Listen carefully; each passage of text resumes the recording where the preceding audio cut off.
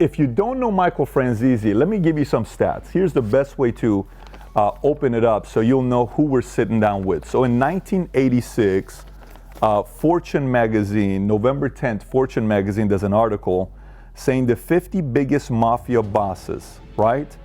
And, and when you go through this, the part in here that's fascinating to me is the following. They have you down on 18th place, right? And then they had John Gotti at 13.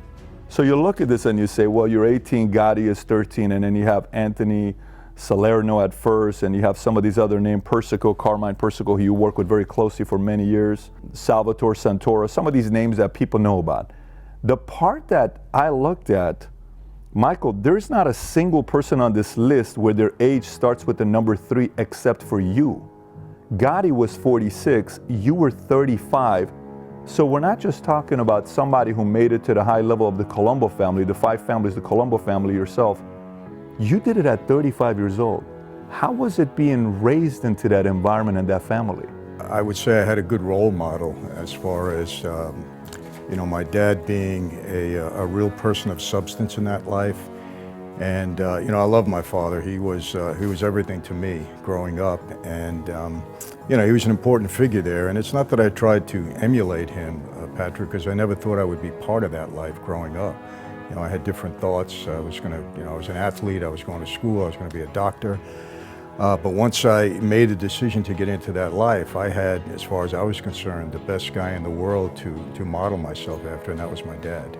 I learned a lot from him. Directly watching all the things that was taking place.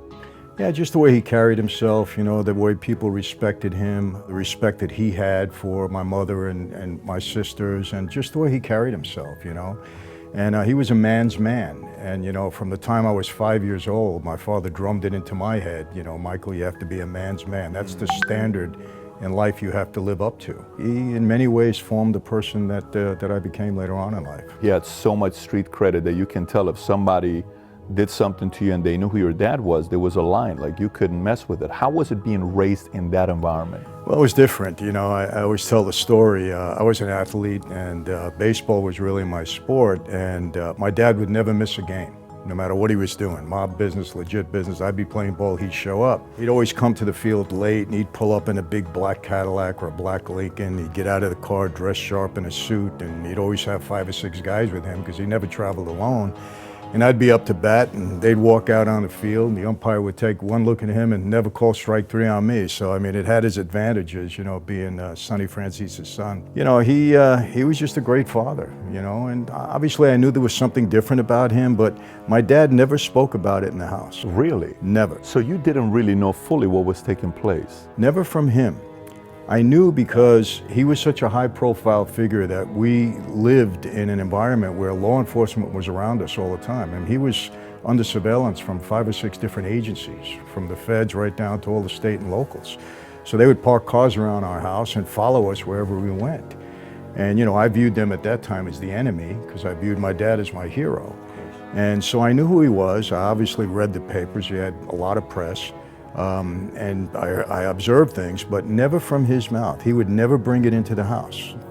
In the house, we were just a family. That didn't exist. Isn't that interesting? Yeah.